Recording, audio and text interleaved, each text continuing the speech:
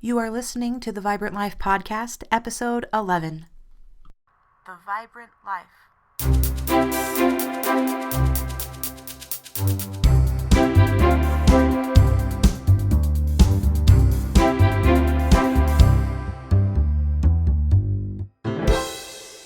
Hey you, welcome to the Vibrant Life Podcast. My name is Emily Romrell, and I hope you're having a happy day. If not, hopefully this episode will make it a little bit better. I'm really excited about the topic this week. This is an idea that's been percolating down in my heart and brain for a while now. I usually take some time to research ideas for the podcast online. It's fun to prospect for any golden nuggets of wisdom out there, and I was really fascinated to discover this philosophy that's been around for centuries in Japanese culture, but it's definitely a little bit foreign to Western ideals. So today we're going to be talking about Wabi Sabi. If, when I say that word, you're picturing that spicy green stuff that comes with your sushi, that's not quite right. That's wasabi, and I like sushi, but wasabi really isn't my thing. But wabi sabi is definitely something that I can get down with. In simple terms, wabi sabi is the art of embracing and appreciating imperfection. And I've included a couple insightful videos from YouTube in the show notes that I think are worth checking out. So definitely check on the website to see some bonus videos and things like that. But Wabi Sabi is a super powerful idea, and I'm really excited about it today. So just to get things kicked off, one great quote from the amazing Brené Brown is, I'm a recovering perfectionist and an aspiring good enoughist. And as a recovering perfectionist myself, I really relate to that. Fear stopped me in my tracks for a long time. I didn't want to put anything out into the world because, like Joe March says in that movie Little Women, I am hopelessly flawed. But even now, it's a big deal for me to put my content out there for all of you. I want my stuff to be perfect, but I'm learning to settle for good enough. One of my favorite teachers to listen to is Brooke Castillo. She's truly inspiring, and she's the host of the Life Coach School podcast, so you guys should definitely check that out. I've learned a lot from that podcast, but her take on perfectionism is pretty great. And in the episode on productivity, she explains a little bit about this, and she says, you need to be willing to do B- work. That is where the most productivity will come from. Give yourself a time limit to produce the result, and then honor it no matter what. It's just like school.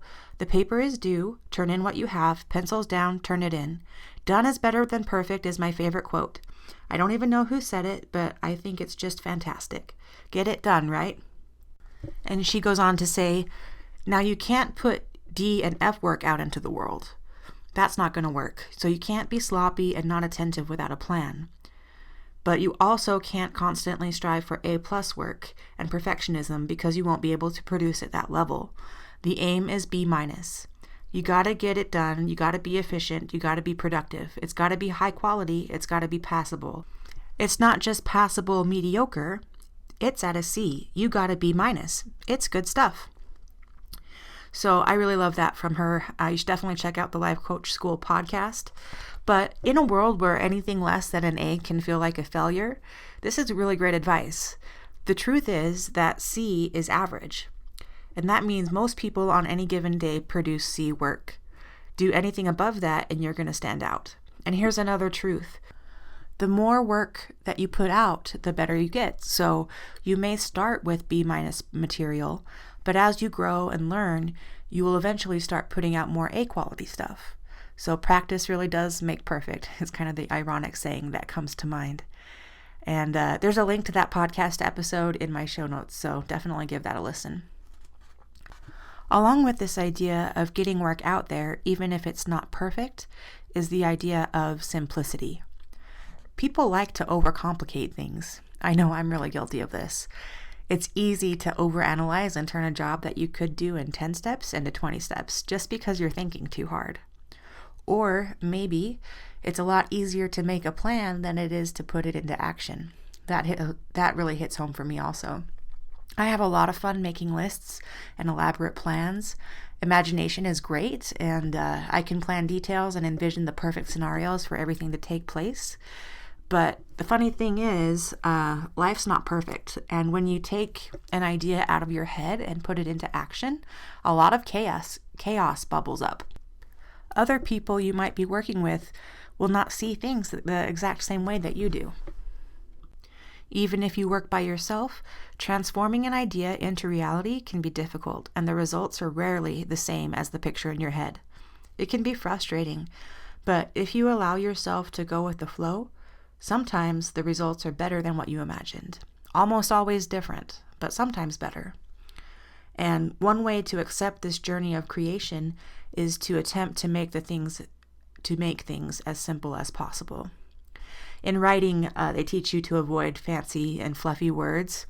I'm a sucker. I love reading. I'm a big fan of fun, long, big words. But the point is to get to the point. The more concise you can be, the better.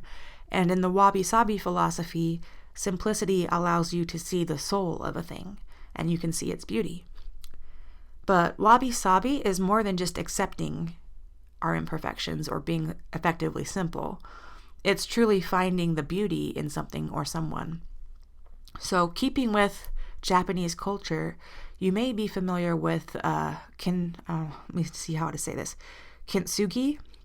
And that's the Japanese art of repairing broken pottery by mending their cracks with gold or silver. So you might have seen those bowls that have like the gold cracks or silver cracks or vases. And the broken object becomes even more beautiful than before. And I swear, you can't throw an imaginary stick out into the universe without hitting a metaphor.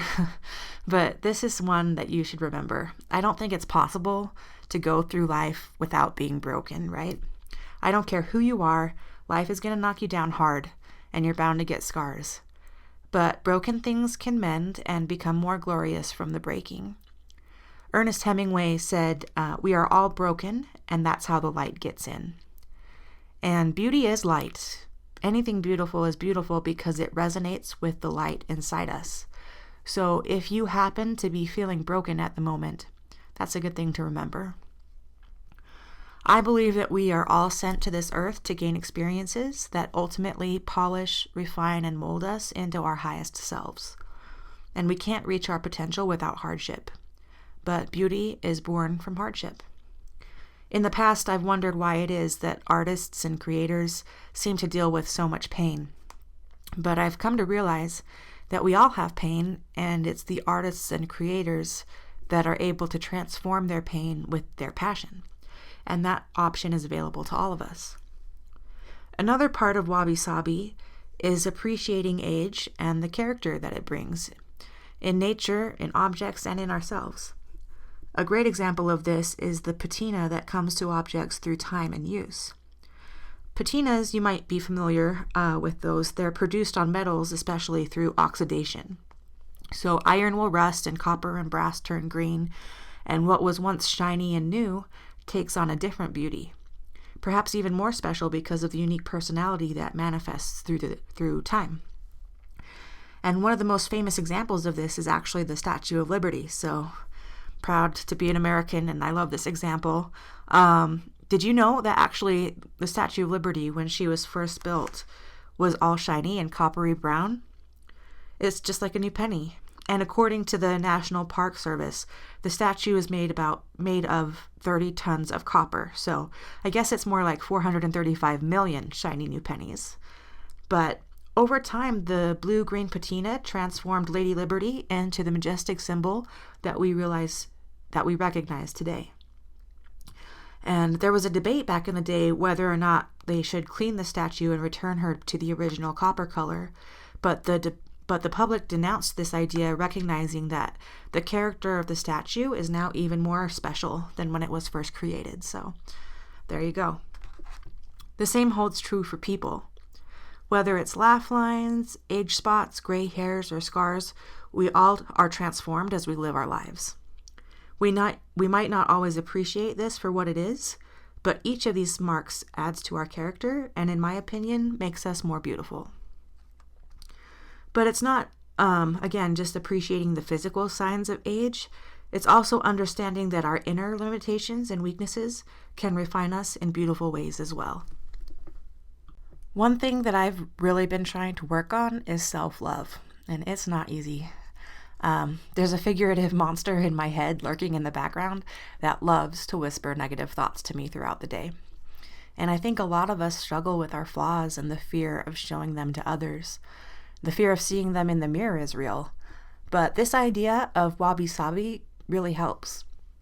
It's actually helped me dig up some courage. I decided, hey, what the heck, maybe I'll put a few of my songs up on my website.